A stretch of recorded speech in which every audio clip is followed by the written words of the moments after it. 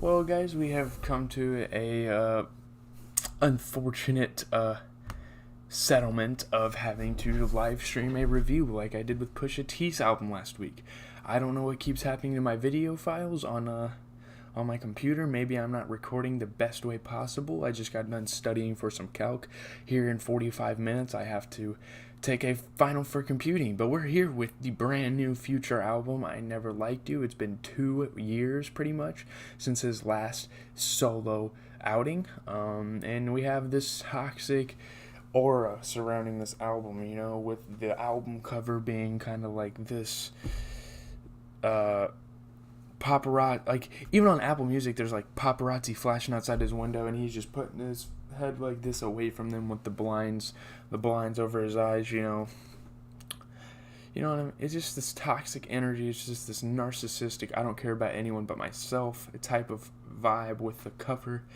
We're going to go track by track. I didn't put any notes for this. I'm kind of just going off the dome. We have 16 new Future songs. He didn't put Worst Day on here. I'm assuming that's going to be like a Monster 2 cut, which fans are theorizing that he's coming out with that album soon. But yeah, let's get into 7:12 p.m. This song kind of has like this Indian like hymn to it, like the instruments.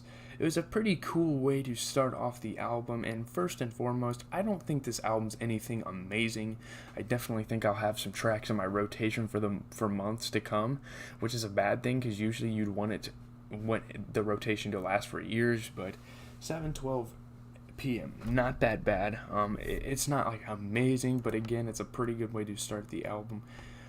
Dat, again, I don't have to finish it. I said that in my reaction video, which you guys aren't seeing because for some reason my videos never work on my computer. Every other video literally just screws up. But this song's pretty good as well. This is one of my favorite just Future songs on this record. I think it's pretty strong. Not much else to say about it. Keep It Burning with Kanye West, with the Donda 2 rollout being super unsuccessful, and if I'm going to be honest, with Kanye West, this song had to have its moment, and it definitely has its moment on this album. Kanye having an added verse, I think, and some of his stuff on his verse changed, talking about more modern stuff compared to when this song was probably created, during the Donda studio sessions, the original Donda ones. Future came through with an absolutely amazing. I loved the delivery that Future came on for this track. It was really, really cool. But yeah, the burning it down, like the background vocals on this one are very strong. Speaking of came on, For a Nut features the YSL Gang, Gunna and Young Thug. I was very excited for this one. I was kind of let down with this though, to be honest. I don't think this track's that good. I don't know how much more I'm going to listen to it. The beat has some cool moments. Gunna has a good feature as always. Young Thug was kind of eh. This was one of the most Young Thug verses I've heard in quite some time. And I can't believe I'm saying that. I don't know. Was I looking forward to this? I'm not really that sure. To be honest, not really. I wasn't really looking forward to this one, I wouldn't say. There were other features on here that I was like, yeah, let's listen to that, But up next is Puffin' on Zooties. This was a really good track. Originally known as Hermes Astronaut, it was like an unreleased, it was like a snippet, heavily leaked. His rollout for this album was kind of strange. He pretty much just leaked some tracks, parts of it. I don't like when artists do that. I don't know. This was a very interesting rollout. He got pretty straight to the point, dropping Worst Day, and obviously, I don't know. There really wasn't that much of a rollout, was there? Puffin' on Zooties is really good. A classic Future track right here.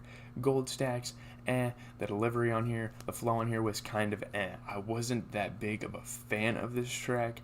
I don't know. There were some cool moments in it, I guess. You can say that about a lot of the tracks on the album. That's not really saying much, but yeah.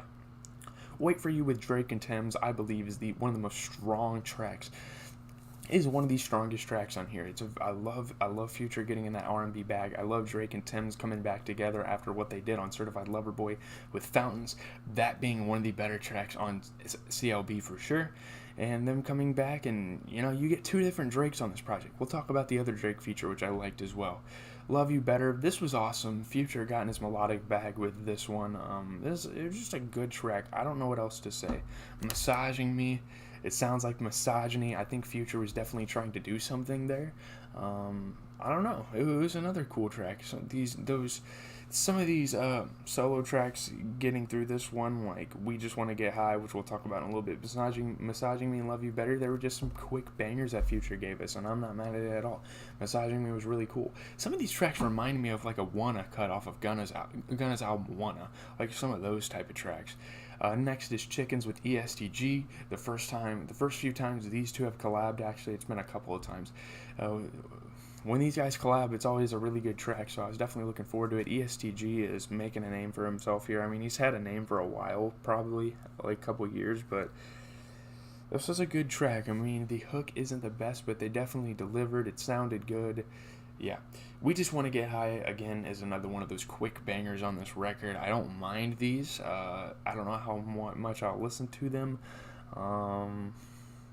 I forgot he was on Lil Durk's album Petty, too. I guess I was a part of the rollout. Voodoo with Kodak Black. I really liked this track, actually. Yeah, Kodak Black, great melodic, great vocal performance.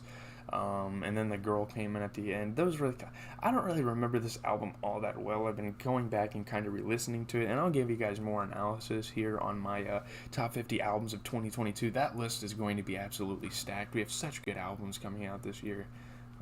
So yeah, that list is going to be quite fantastic. Voodoo. Holy Ghost. I don't really have much to say about this. It was kind of interesting. It had some choir in it. It's kind of whatever. These last 4 tracks, with the exception of the Drake feature, were kind of anime. I was like, okay, let me just get through this album. I can't listen to too much of an artist at a single time, which is why I like when artists drop somewhat small albums that I can go back and listen to over and over again. But Holy Ghost, the way things going, it was okay, I guess. I don't know. I'm on one with Drake. We see Drake with if you're reading this, it's too late, like that legendary trap rapping, man. I mean, it sounds so good with Drake. Drake is really good at it. Drake shouldn't be taken seriously as a lyricist, and that's not a bad thing at all because he can deliver great features like this. Drake was very hype. He brought a lot of energy to the track. He had some cool bars. There were definitely some weird bars on here, though. Not this track in particular on the album. Gunna talking about cum stains, just weird stuff, like, y'all getting way too comfortable in the studio, but I don't know. Back to the Basics again, kind of an ad track, kind of a forgettable track, I don't know. Let's see what Apple Music has to say about this. I've already read this on my freaking reaction, so it's kind of redundant for me, but you guys haven't heard it. So, I Never Liked You, the first Future project since his and Lil Uzi Vert's Pluto x Baby Pluto, and his first solo outing since 2020's High Off Life, was likely titled to cause a stir. Future has been a poster boy for the kind of toxic romantic engagements that turn well-intentioned social media users into self-certified relationship experts since about the time of his split with one-time fiancée Ciara. But rather than defend his lifestyle choices in earnest or make a case for himself as misunderstood, he drops an album whose title posits him as either a vindictive lover or a victim of a betrayal, but Future's nobody's victim. With I Never Liked You, he's more likely a master of marketing. The album has far less to do with the rhetoric that surrounds his dating life than it does the MC's lifestyle, drawing open the blinds within Holy Ghost. You know, the MC sounds as happy as ever across I Never Liked You, lamenting only in the rare instance that he laments a perceived lack of credit for a stylistic influence on Dat and Puffin' on Zooties. There are 2 instances, however, wherein his influence is wholly undeniable. I'm on One and Keep It Burnin', where Drake and Kanye West each take a turn paying tribute to one of their most cherished collaborators, rattling off volatile non-sequiturs in classic Future style. It was really cool to hear Kanye West and Drake fit in with the Future style. It was so cool. That was definitely one of the highlights of this record. I wish my reaction video wasn't like corrupt. I think the file is like corrupt or something, but that's pretty much it for this album. I don't think it's anything amazing. Is it disappointing? I wouldn't even say that either. Did I expect a lot out of Future? I wouldn't even say that either, you know? But anyways, leave a like, comment, subscribe. Future's a GOAT regardless. I mean, he has great albums under his belt. You know, DS2, Monster, Hendrix. I love a lot of Future albums. I mean, he's dropped some very strong efforts. That's going to do it, though. One basketball game on tonight, so you know I'm going to cover that later. Maybe do weekly track roundup later.